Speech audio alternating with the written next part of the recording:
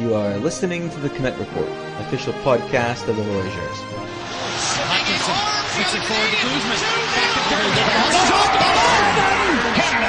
Out to a 1-0 lead, Wayne For all things Canadian soccer, visit www.canadian-soccer.com. Ladies and gentlemen, your Canuck Report host, Mr. James Wadsworth. Hello and welcome to the Canuck Report for September 30th. This show is going to be completely different than most because there's no news and there's really only one thing to this show, which is my interview with Rocket Robin. I've decided that the news is it needs to be changed, so hopefully I will have those changes done by next week and the news will be listenable. And I'm also planning on getting a whole bunch of other things for you next week as well. And also the week after that. So the next two shows should be great. And then I'm going to England for 2.5 weeks, so you won't get anything from me then. And then I'll be right back into the swing of things. So, here's my interview with Rocket Robin. With me here on the line is Rocket Robin, the ultimate Canadian Soccer League fan. He's going to be giving me a history of the league and run down the season. But first, Robin, tell us a little bit about the amazing work or play that you do related to the Canadian Soccer League and Toronto soccer in general. Well, it was a hobby of mine, watching soccer games. I guess I've been a follower of the league since 1989, where I started following in the old Canadian Soccer League, which is the name of this new league, but it was the days of Vancouver Whitecaps, Toronto Blizzard, and the team I followed at the time, North York Rockets. And that followed that until 1992 and the demise of the league. Then we got local teams, in North American leagues, Toronto Blizzard in the APSL, and 94 Toronto Rockets. They ran for a year with the APSL. But in 1995, there was nothing to do, and I wanted to keep following soccer, so I tried, at the time, the Canadian National Soccer League. That's gone. It's actually started back in 1926. So I'm not an expert on the early history of the league, but I followed it 95, 97, and then they changed their name to the CPSL, Canadian Professional Soccer League, which people, it bothered them that the word professional was in there because some teams were pros, semi-pros, some were amateur, all in the same league coexisting. And then in 2006, they dropped the P. CPSL became just the Canadian Soccer League just for the last 2 years or so. Now, over time, they've had, since 95, they've had 6 teams. They've gone up as high as 14 teams there, and they're down to 10 teams. There's about, some years I've seen, maybe this year I can too, about 50 games with them. Now, of course, this year I've also been distracted with the Toronto FC, and of course I still follow the Toronto Lynx and the Toronto Lady Lynx as well. And of course I also have a day job and keep a website and just update usually once a week all that I've done, all that I've seen in the week. And in the last 2 years I've got photos of every game I see, making it a bit more,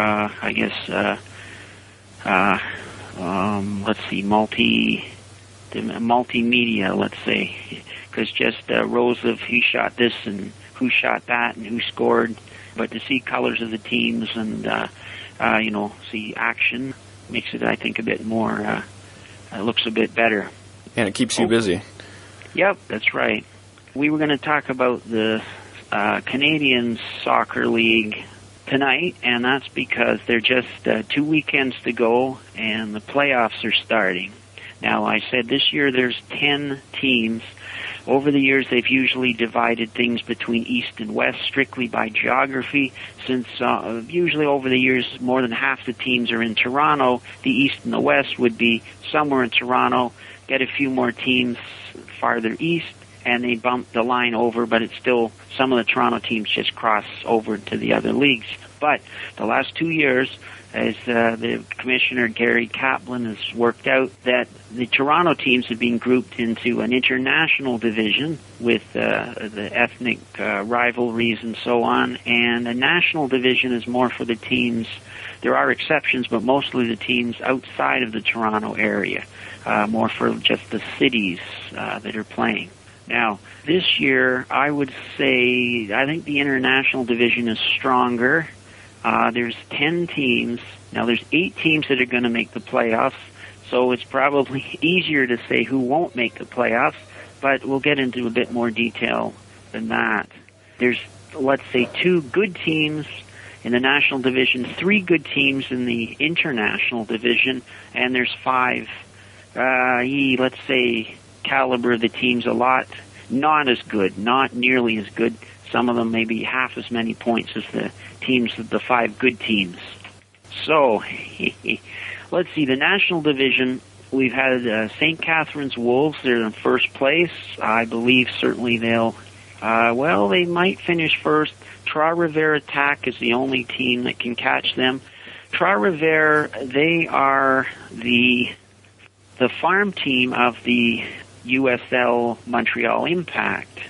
And so it's very interesting and a real coup that they joined this the CSL rather than a team like the USL, like under 23s or so, like the Toronto Lynx are this year, or some of the teams like Ottawa Fury and so on. I certainly can understand why they would have joined this league, and that's because the season runs instead of from, let's say, like the Lynx and the Fury from May to July with playoffs in August, this league runs right from May to October.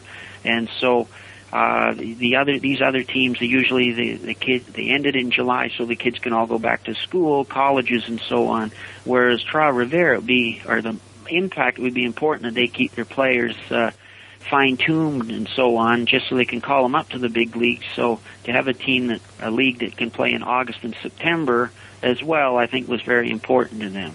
And they're drawing about the best crowds that I've heard.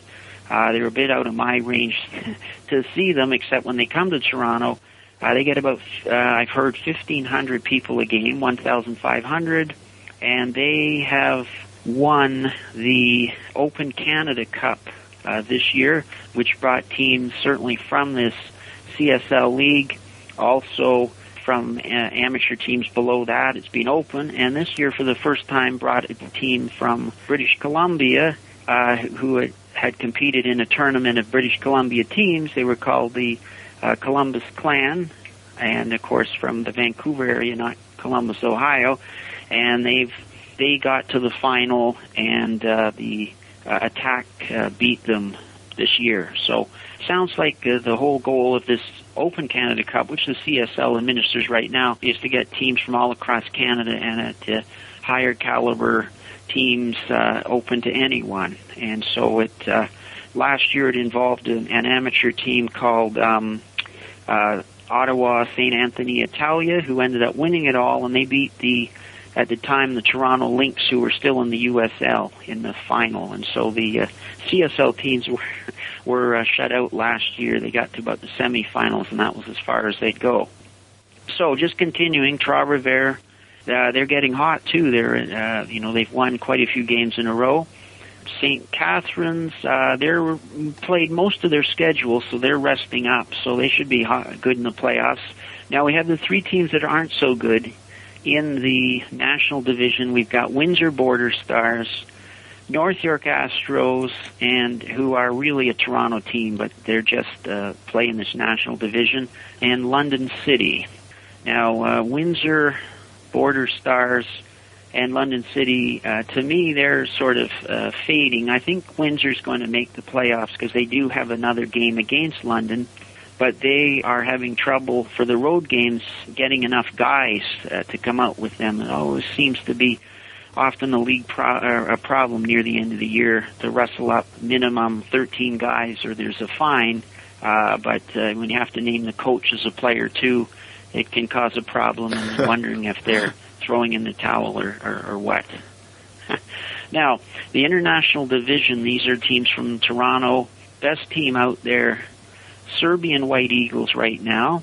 However, there's two other good teams that could pass them in the standings. Toronto, Croatia. They are probably the longest standing team going back over the decades from the days in the CNSL. They recently, a year or so ago, had their 50th anniversary, so they've certainly been in this a long time.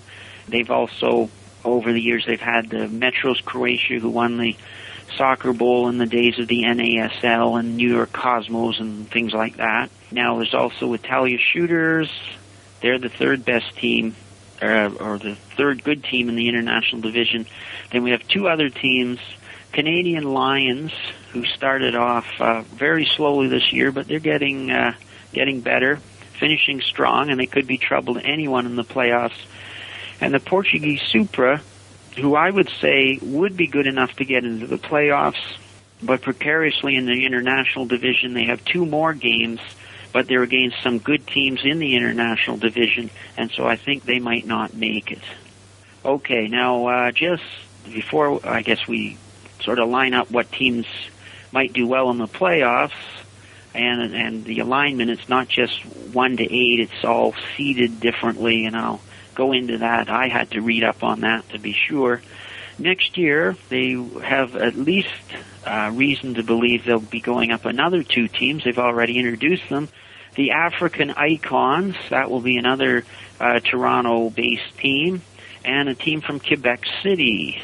Now, very popular and important to get another Quebec team in the league, just like the days where there's been teams in Laval and Ottawa, in that the road trips, the team can go to that part of eastern Ontario, Quebec, and play two games on a weekend instead of just going out for one game and back. And also the geography and the rivalry, it's a good base to build up, a whole division out there. Could happen.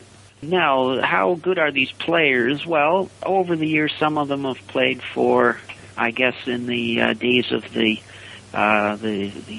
Toronto Lynx, and some of them even this year they played in the PDL Toronto Lynx, and the team from Trois-Rivières. Well, certainly some of them have played in the Montreal team, and they've either been recouping from injuries, or they're just young players, maybe waiting for their call up and their big chance.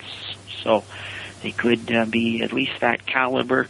We've also had players like Nicky Budalic from Serbian White Eagles, Jason DeThomas, Des Humphrey from Italia Shooters, and Evan Millwald from Canadian Lions. They've actually, the last two games have been called up to Toronto FC. Wow. Well, they're reserve division, and they've handled the scoring. Two of them have in Toronto, getting a tie against a win against Real Salt Lake, and a tie against Houston Dynamo in their last two games. And so they're not the first call-ups to that team, but as the team has struggled, the big team with scoring goals, I don't know, maybe the chance that maybe they could make it up to the big time someday.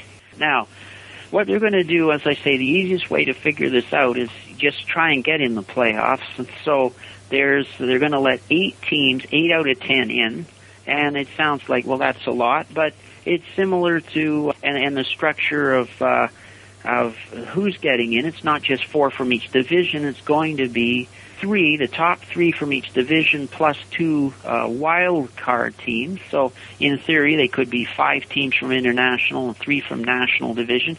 Could happen. That's similar to the CFL, Canadian football, and even when you think of it, other soccer league, the MLS, where they're going to let 8 teams in, only 2 guaranteed from one division, and so they can have some, more teams in the East, more teams in the West. Might be able to make it. So it does make that extra rush to say, well, we don't have to just wait that one team's going to be so bad in our division we're going to make it, because they have to worry about how the other teams are doing in the other division. So I've got it lined up as they're going to seed the teams, 1, 2, 2, 3, 3, and then the 2 wild cards. So right now the standings, and I grabbed them off the CPS or the CSL website. We've got right now Serbian White Eagles Every team plays 22 games. They've played 19 so far. They've got 41 points, and they've got, 3 games to go. I would predict they're going to win at least 1, 2, possibly all 3. So I think they're pretty safe that they'd be first place in of everything, seeded number 1 all through it. Now, St. Catharines is first in the national division, and of course they deserve it. They have 39 points. They've only got 1 game to go, and there's a good chance they might win that. I will say not guarantee that they're going to do it, because we'll get to the second, the two seeded teams, or the teams that are seeded second in each division. We got Toronto, Croatia in the international. They played 19 games. They have 37 points. That's 4 behind Serbian White Eagles. They're undefeated, but how could they be behind? Well, they have 9 wins and 10 ties. They just sort of tie too much. 3 points for a win, 1 point for a tie, so we can see over the months how they've lost ground on teams. Now, next, Trois-Rivières attack, second in the national. They've played 20 games. They've got 2 more. Could be possible they'd win both, so they might pass St. Catharines. Maybe they will, maybe they won't. 35 points they have. We've got now the 2 third-place teams, the Italia Shooters, 20 games they've played. They've got 36 points. Notice how that's 1 better than Trois-Rivières for now. But because they're third, they might be able to pass Toronto, Croatia. They might not. But there they are, 36 points. Now, then the huge gap of teams that I say aren't so good, because that's the best 5. We've got the third-place team in the national. They're Windsor Border Stars. They've played 19 games. They have 16 points. Like, what a drop-off, eh? Well, they've got 3 games to go. I would suggest they'll have at least 1 win because of a team they're going to play, and I'll tell you who they are in a minute. Now, then we get wild cards, and they could be in either division. Right now, Canadian Lions, 19 games, 20 points. They've got 3 games to go. They're pretty sure of being at least a wild card, and I think they have at least 1 or 2 wins left in them. North York Astros have the last wild card right now. They've got 16 points. They played 20 games. Below them, Portuguese Supra, they've played 20 games. They have 16 points at all, so there's a tie. I might give that to North York Astros, because Portugal Supra have 2 games to play against very good teams in the international division. So I might give North York that. And London, they have played 19 games. They have 11 points. They've got 3 games to go, but I don't believe I think they're just about out of it. I can't see them getting in. Now, the playoffs. We're going to have quarterfinals October 13th, 14th, that weekend. Semifinals 2021 the next weekend, and the finals on October 28th, the weekend after that. This is the first time they've ever had the playoffs spread out. We've had, over the years, it's always been semifinals, finals the same weekend, sometimes 1 day after each other.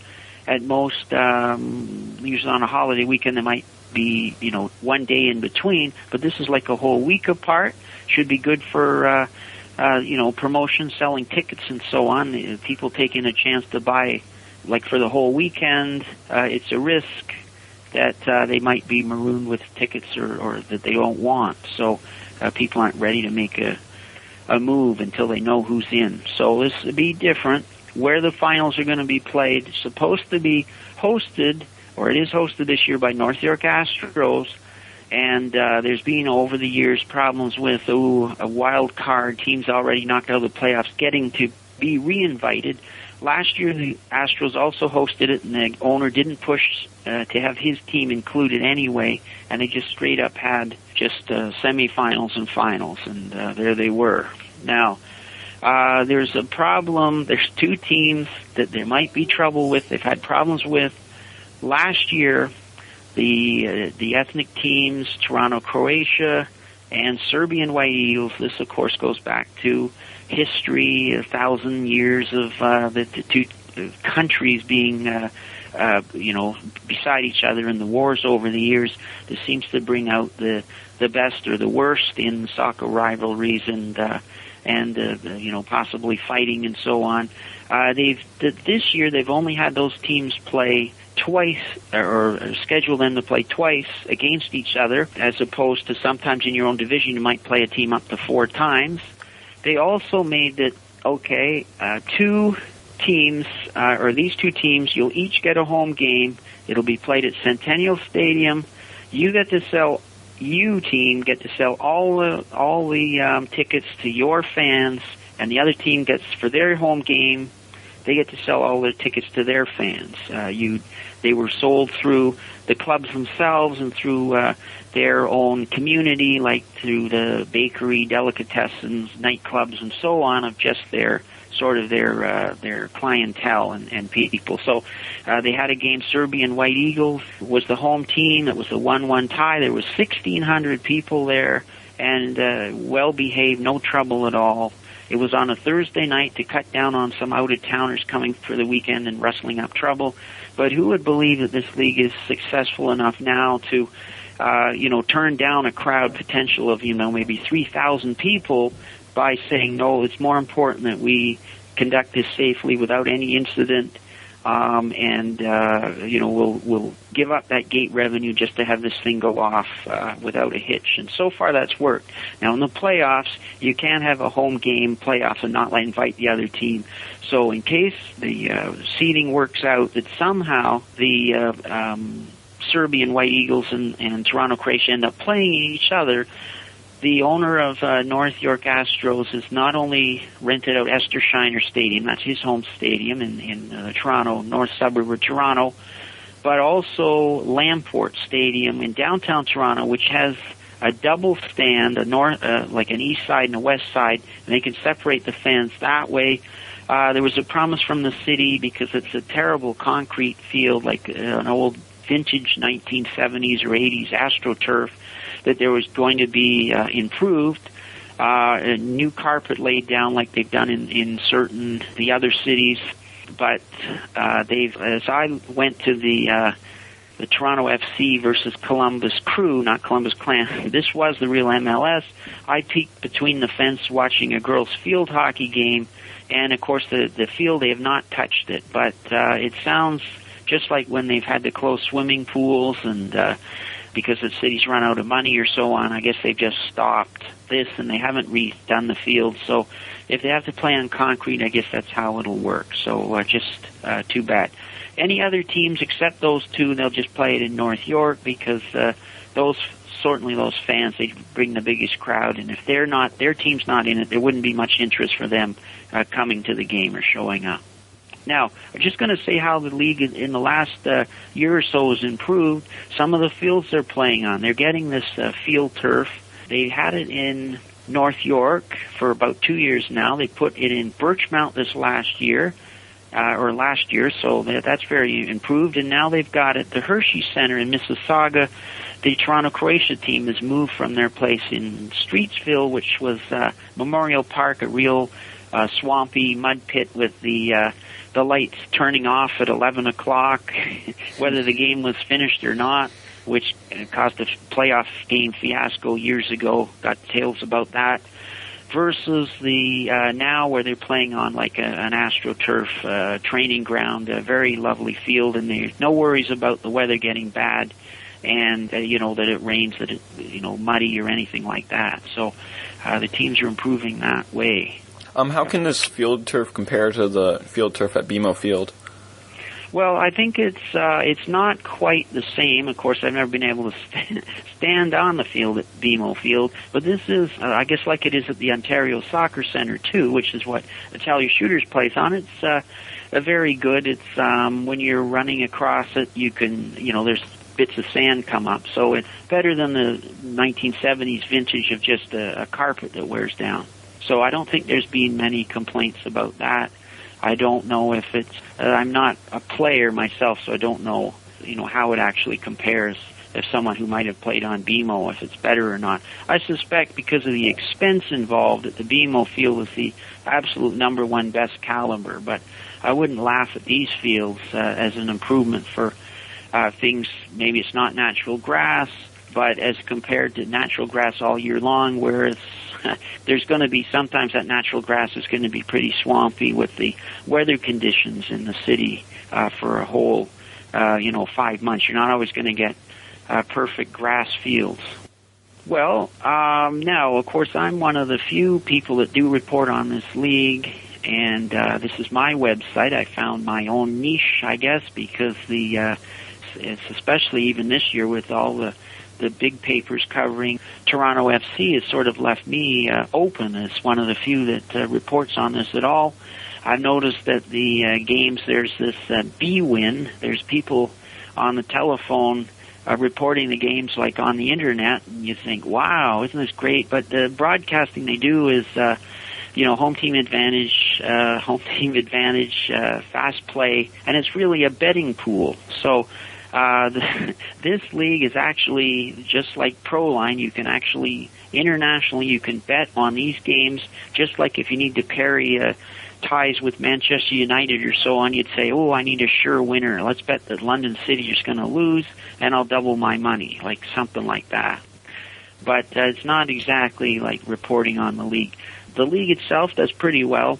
I actually quote from their stories, padding out my own page with, who scored the goals, especially to games that I can't get to. I just like what I do a bit better. Instead of saying there was a goal at 42 minutes, I'd say, well, yes, there was, but it was caused by this guy deking 3 players, and then the other guy, kicking it, and it went off the butt of another player and into the net in the top corner, or something like that. It makes it a bit more exciting, and also telling how many the attendance and how many people were there and so on. And, of course, attendance can vary depending on the weather and so on. And the local draw the teams from maybe as low as 30 to, sometimes 15. Like this Toronto-Croatia-Serbia game was 1,600 people. And then, of course, as I've heard in Montreal, 1,500, no problem. It's almost a regularity now. So did you say who you think's going to take home the trophy this year? Of everything, no, I didn't get to that. Maybe first round. Let's see. I still think could be good. I think it will come down to a final game between Serbian White Eagles and Tra Rivera Attack. They are going to play within a week. It just happens the way the schedule's worked out. They're going to play each other, and I think that might be a good benchmark of how these teams will play. If 2 weeks after that they meet for all the marbles. But it sounds like Serbia didn't start off really great this year, and they've shown that they can lose, but they've also shown that they can win, and I think they've just pulled it together in the last 6 weeks or so, and they're pretty hot. And so is Tra Rivera Attack. I think they're the 2 best teams right now. St. Catharines, Toronto Croatia might do it. Italia, now that they're down to 3rd place because of the draw, they may, and of course they may not have lost home advantage, they may find themselves on some road trip against somebody and have problems. So those are the 5 good teams. The other 3 teams, although Canadian Lions, because they're hot, I think they could get an upset. I just think that they, by experience and so on, and those 3 teams will be knocked out quickly, and so you'll have 4 good teams after that, and then divvied up, probably separating however they can schedule to keep Serbia and Toronto, Croatia split into the last minute, and I think they can easily do that because of the seeding pattern, 1, 8, and so on, and then odds evens that they'll be kept apart until the final, if that happens. So what's if you were to bet on a team, who would you put that on? Well, I think I'd still wait until, I'd still like to decide after this weekend of Serbia White Eagles and Tra Rivera Attack. I'd like to see that game before, hear the results anyway before I really go out on a limb, but it could be either team. This is the best, probably the closest that the teams have all been, or there's some really good teams all about the same, that you can't really rate a favorite. Last year was sort of an upset. Serbian White Eagles just blasted right through the league, and yet Italia Shooters pulled off an upset in the final game, and so surprised everyone. But this year, there's no like favorites right now. I'd say easily those two teams, and you could bring in a third, a fourth, even a fifth team could be argued with that it's a possibility they could be in or win it all. Now, I mean, the league does give out trophies for just finishing first in their division, yes, right, but who remembers that? Sort of like in hockey, that you were first in your conference. That's soon forgotten about within a week or so. This Open Canada Cup, Trois-Rivières already got one piece of silverware already, and that they could add to their total with this as well, and of course likely that they might be first in their National League. They could do like a triple, so that would be really something to aim for. Now, whether they're adding to their team now that the Montreal Impact have not been knocked out, I don't think they can just load up the team with those people, but they will. I think they could bring over a few who may not have, who as long as they played for as long as they played for the Attack, maybe a certain number of games that they could still be brought back to play in this game. I think Darko Kolic has been someone who's done that. He's played for both the high and the low, and played for both. Okay. One topic I want to talk about is expansion. You already touched on it a little bit earlier. Yeah. I read on a blog that the owner of Quebec FC hasn't been heard of, so do we know if Quebec FC is coming for sure, or? I don't know. I that caught my eye too. I don't know. I guess we're going to hear about that. It'd be interesting. They gave them already the royal welcome at the press conference at the beginning of the year, and that they disappear later would sound like the bad old days, and whether they could be replaced or not. I've heard there might be a team that was that had been dropped for a year might come back. Maybe Brampton, a team in Brampton, they might come back. And of course, that it still might be open for taking in more teams. There's usually something over the winter and things that can be brought in. There's supposed to be interest in a few other cities, and of course in Toronto with just other ethnic groups might be interested in joining. But I believe that the league is now trying to get the money backed up first. So that's interesting that Quebec is being brought in, and they should have had an owner on there that he might have disappeared. I don't know what that's all about. Okay. And let's talk a bit about the team in Quebec. I heard that they're on the radio and getting quite a lot of coverage in the newspapers, and that they're going to be on TV too. So, do you think that this is a model that the league could follow in the future? Well, I think it would be great. They're sort of, again, beyond my range. They wouldn't be able to watch them on TV, I guess, because of how far away they are. Over the years, it's actually dropped off, but there used to be broadcasts of the games. Italia Shooters, they would have games like the crew from, let's say, Rogers or cable television would record the game, and they might have it maybe not live to cut into their home gate, but they might replay it on like a Monday night or something like that if you were within that cable city, just like they do with minor hockey and so on. And they have, over the years, I think now I've seen a few or I've seen that team, they might not broadcast the whole game, but they'll have a highlight package, and they will, chop it up into a highlight package and have interviews with the players who scored after the game. That'd be great for, to put that on TV, but it would be fine if there was something they could have that on the internet, like sort of like your radio show there, that people could watch the highlights about, wow, what a great goal, and get involved in the excitement. For 2 years at least, they had a show called, at the time it was called This Week in the CPSL, a guy called Alex Bajanowski. Boy, I think I pronounced that wrong. If I see him, I know what his name is. And that was like a half-hour highlight package. It was sort of like spliced together from all the cable broadcasts of games.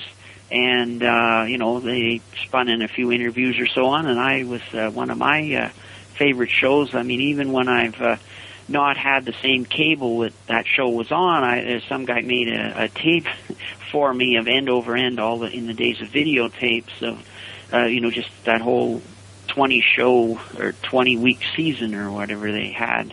And so I just watched that after the season was over and say, yeah, I remember that, or hey, that's me in the third row there. So if they could bring something like that back, I guess it'd have to have some interest.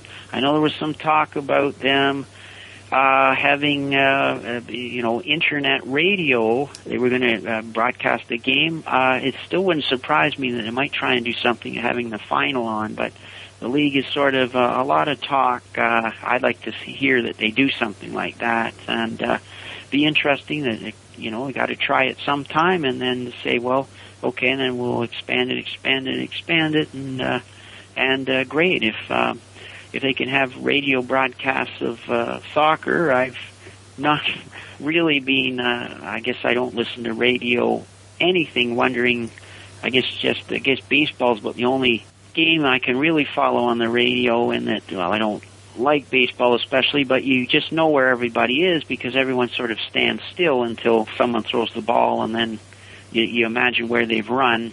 But soccer is everyone's running all over the place, so it's sort of harder to cover on the radio. However, there's generations of people who grew up with just radio hockey that I guess they can imagine what's going on. So could work for soccer, and of course it's certainly a start. Mm-hmm. So I live about half an hour out of Guelph. Will we be getting a team in this neck of the woods, in Kitchener or Guelph, or is there any chance of that happening, do you know? Well, it's possible. One thing is you've got to have the interested ownership, and so you've got to have ownership, interest, community group, or, of course, an owner with money, and they are interested money either for their own vanity or that they think, ooh, money, I could charge admission for people coming to the game and, a field to play on, somewhere to play. And so, yes, let's get started, because I'm sure the league is interested over the years. I've heard that, Kitchener, Waterloo, oh, yeah, it's possible. But it's just you've got to get an interested owner. They've never, obviously, a market just yelling out is, and popular on the message boards and so on, is Hamilton, is they could get a team back in Hamilton. Ottawa, if they could get a team in Ottawa, like big cities like that. But they've had teams in the past. I don't think it's an attendance problem. It's just the ownership. Let's say the ownership was a bit shady, and so there's been trouble with both those teams there. Franchises have been revoked, and that maybe by now the territorial rights have lapsed. That those owners aren't, owners of that territory anymore. But it's just, do we have a new owner step in? With money, yes, bring money, and just say, okay, well, here we are, we're ready for a team. What about the commissioner? How long has he been in his job, and what do you think of him? Well, I've seen him for, I believe this might be his third year by now. Certainly I see him at the press conferences at the beginning of the year. He's got, I actually haven't seen him, showing up to games. I mean, most of the games are after supper and so on. So what he does in the league offices, I'll see him probably at the end of the year. I might get him to, say a few words that if you want me back on the show again, that maybe from the awards banquet or who's won or after the playoffs, that I can say, told you so, that I could come back on your show and would just say, this is where sort of the vision is sort of showing off of what exactly they're planning. And certainly there'll be some State of the Union address while people are eating, the last pork chop or something like that. Yeah, that'd be wonderful. So what about the Canadian Major Indoor Soccer League? I've heard that there's interest from Hamilton to join up this league, and when it had first started, I had immediately thought that this could be a league that could kind of work as a almost West division of the Canadian Soccer League, and that they could work together, but it doesn't look like that's going to be the case. Do you have any thoughts on the Canadian? I'm not a real follower of indoor soccer. I know there was a time where I don't know if it's from the CPSL days, they had an indoor league for a while, and it was sort of to keep the players in shape and so on. I was sort of stretched, and I didn't follow the league. I think that might have ran either 1 or 2 years. It was certainly an introduction for the Toronto Supra, or Portuguese Supra, to come into the league and see what it was like, and then they finally joined up in the outdoor league. But there didn't seem to be an indoor league going right now, not authorized or anything to do with this CSL. Now, I mean, certainly there might be a league. I know most of these teams have farm teams themselves that they can draw players from, and they like a reserves division and so on, that play in local leagues, and that they might stay fit by playing in the winter. I'm just not a follower of that. I sort of turn it off and sort of catch up on my own web page in my life in the off season, and then just I'm back in May. Now what's going on? I think their plan is to eventually move outdoors. So if they do that, do you think that would? Well, one thing is, I guess I don't know about the indoor league, that these guys make enough money that I guess they can be supported, because the traveling between the prairie provinces is quite much. As I said I guess earlier when we started talking about London and Windsor sort of fizzling out, they're having enough trouble rustling up enough guys to come to town for some games. As I went to London to see the Open Canada Cup, I went twice, on a Saturday and then the holiday Monday, and it was 2-hour drive there, 2 hours back, 2 hours there, 2 hours back. That could be quite a grind, and especially if you worked 9 to 5 on the loading platform or whatever some of these guys do. Some of them are students, but some of them are they've got day jobs and a family to support. That these teams from out west, that those guys are making money or not, well, more power to them if they are. But then would they possibly, in their outdoor league, go for, when you go from, let's say, Winnipeg to road trip to Calgary, would you play 2 games that weekend to play? Or is the caliber of the league that they could split up and just have everybody's in Manitoba, everyone's in Alberta, and maybe just once or twice go to the other folks' town on like a long trip? Interesting, but I can't speculate on that. One thing good about Ontario is the cities. There are enough cities close enough together that they can almost form their own divisions, and once in a while, except this year, poor Trois-Rivières, except they are a pro team, because they're driving in the Saputo bus, or one of his buses, for the Impact, so they got all the comforts of home, or however comfortable you can get on a bus, and of course that's their living. There's no worries that some of those guys are working at the Walmart or something like that. So that's it for this show, and a huge